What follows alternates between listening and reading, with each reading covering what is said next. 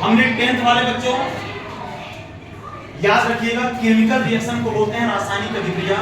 और हमने आपको समझा रखा है इसमें कि केमिकल रिएक्शन में दो चीजें होती हैं। जब भी कोई रासायनिक अभिक्रिया चलेगी, जब भी कोई केमिकल रिएक्शन चलेगी, उसमें दो चीजें होंगी। पहला क्या होगा आपका, जो एक होगा रिएक्टेंट। पहला क्या होगा बेटा, रिएक्टेंट और दूसरी साइड क्या होता है, इसको क्या बोलते हैं, प्रोडक्ट के नाम से जाना जाता है।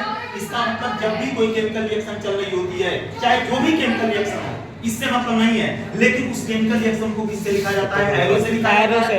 एरो के बेटा जो लेफ्ट साइड में होते हैं उनको बोलते हैं रिएक्टेंट, और जो राइट साइड में होते हैं प्रोडक्ट बोला जाता है। और एक बात और आपको समझने की जरूरत है, जो रिएक्टेंट होते हैं बेटा उनको क्या कहा जाता है, अभिकारक। क्या कहा जाता है इनको, अभिकारक। और जो प्रोडक्ट होते हैं बेटा उनको क्या कहा जाता है, उत्पाद कहा जाता है। ये दोनों चीजें आपको ध्यान देनी है कि रिएक्टेंट और प्रोडक्ट मिलकर के किसी केमिकल रिएक्शन को क्या करते हैं, पूरा करते हैं।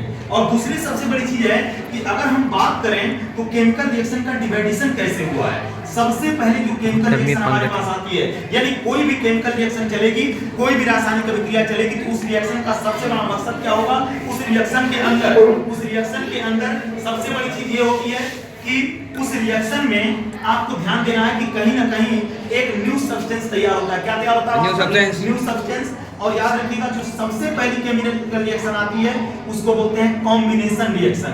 क्या बोला जाता है बेटा, कॉम्बिनेशन रिएक्शन। और हिंदी में बोला जाता है इसको योगात्मक अभिक्रिया। क्या बोला जाता है, योगात्मक अभिक्रिया।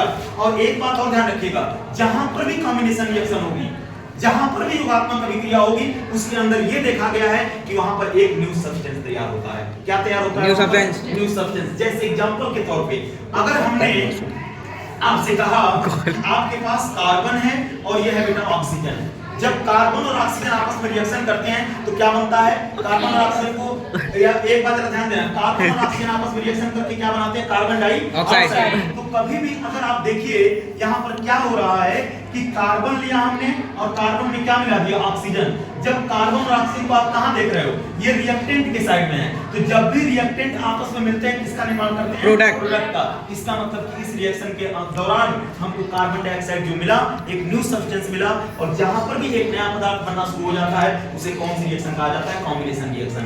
एक एग्जांपल और देखते हैं इसका। जैसे हमारे पास बेटा है कैल्शियम ऑक्साइड, इसको क्या बोलते हैं, कैल्शियम ऑक्साइड। और इतना ध्यान देना, कैल्शियम ऑक्साइड रिएक्शन करता है जल के साथ, याद रखिएगा, बना के देता है कैल्शियम हाइड्रोक्साइड। क्या बना के देता है, ये कैल्शियम हाइड्रोक्साइड। इसका मतलब ये भी जो रिएक्शन आपकी चली है वो कौन सी होगी, कॉम्बिनेशन रिएक्शन। कॉम्बिनेशन की सबसे बड़ी पहचान ये होती है कि जहां पर न्यू सब्सटेंस बनना शुरू हो जाए या नया पदार्थ बनना शुरू हो जाए। सेम इसी तरीके से अब जो दूसरी रिएक्शन हमारे पास आती है उसको हम बोलते हैं डिस्प्लेसमेंट रिएक्शन।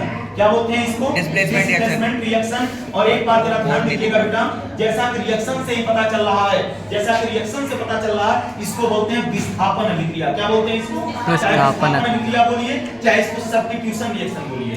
और जब भी दो सब्सटेंस आपस में रिएक्शन करते हैं, उनमें से एक सब्सटेंस अगर हटा दिया जाए तो उसे क्या कहा जाता है, डिस्प्लेसमेंट रिएक्शन। और वो सब्सटेंस हटाया जाता है, कल लिखवाया भी था आप लोगों को, वह सब्सटेंस हटाया जाता है जिसकी रिएक्टिविटी क्या होती है, कम होती है, और वो हटाता है जिसकी रिएक्टिविटी क्या होती है, ज्यादा होती है। जैसे एग्जांपल के तौर पे देखिए, यहाँ पर मैंने लिखा आपके सामने, लिखा है Zn plus H2SO4 is equal to Zn plus H2SO4 is equal to ZnSO4 plus H2।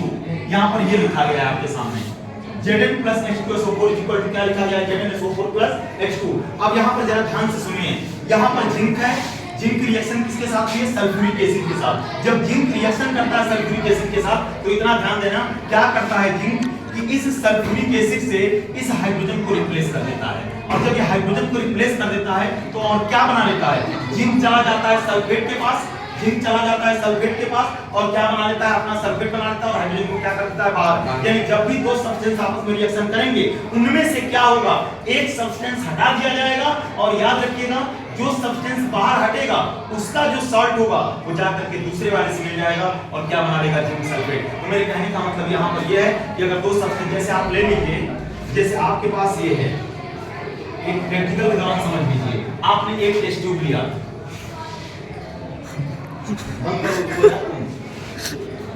आपने लिया कॉपर सल्फेट, ध्यान देना, आपने क्या लिया, कॉपर सल्फेट। कॉपर सल्फेट का कलर ब्लू होता है, नीला कलर का होता है।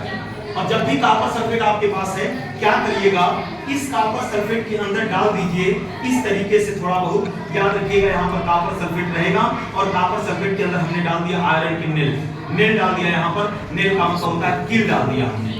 और जैसे ही बेटा आयरन की किल डालोगे क्या होगा, जरा ध्यान से सुनना। यहाँ पर जब आयरन पड़ा कॉपर सल्फेट के संपर्क में आया, आयरन ने क्या किया, जैसे ही कॉपर सल्फेट के संपर्क में आया, आयरन ने इस कॉपर को कर दिया बाहर। याद रखिएगा, यहाँ पर आयरन जो है उसने क्या कर दिया, कॉपर सल्फेट से इस कॉपर को कर दिया बाहर और बना लिया इसने FeSO4 और प्लस क्या बन गया Cu।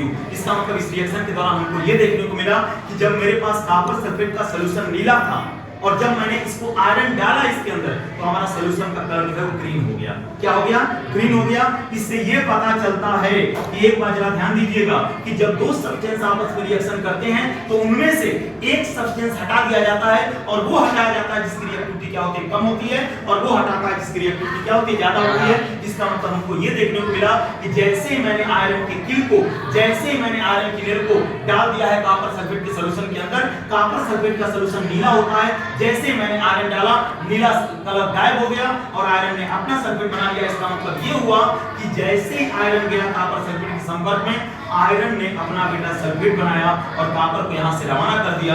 और ये एग्जांपल बताता है कि हमारी कौन सी रिएक्शन होगी, डिस्प्लेसमेंट रिएक्शन। तो इस बात को दिमाग में डाल लीजिएगा कि कभी भी अगर आपसे कह दिया जाए कि आपके पास कॉपर सल्फेट है, और मैं बता देना चाहता हूं कॉपर सल्फेट अगर आपके पास होता है, कॉपर सल्फेट का फार्मूला होता है CuSO4, और याद रखिएगा इसमें पानी के 5 मॉलिक्यूल होते हैं और इसको इंग्लिश में बोलते हैं ब्लू विट्राइल। क्या बोलते हैं इसको? कलर कैसा होता है इसका, नीला। कैसा होता है, नीला। और जैसे इसके अंदर लोहा डालोगे कलर कैसा हो जाएगा, ग्रीन हो जाएगा। इसका मतलब आयरन अपना सल्फेट बनाएगा, कॉपर को रवाना कर देगा और रिएक्शन कौन सी हो जाएगी बेटा, डिस्प्लेसमेंट रिएक्शन। बताओ समझ में आया कि नहीं? सेम इसी तरीके से मैंने आपसे बताया कि अगर जिंक आपके पास है, जिंक को जस्ता कहा जाता है। जिंक को क्या कहा जाता है, जस्ता। जैसे आपने एक टेस्ट ट्यूब लिया, याद रखिएगा, टेस्ट ट्यूब के अंदर आपने जिंक मिला दिया, इसमें मिला दिया बेटा H2SO4। क्या मिला दिया आपने, H2SO4। इसको कहा जाता है सल्फ्यूरिक एसिड। क्या कहा जाता है, जैसे ही सल्फ्यूरिक एसिड इसके अंदर डालोगे होगा क्या कि जिंक अपना सल्फेट बना देगा और हाइड्रोजन को रवाना कर देगा यहां से।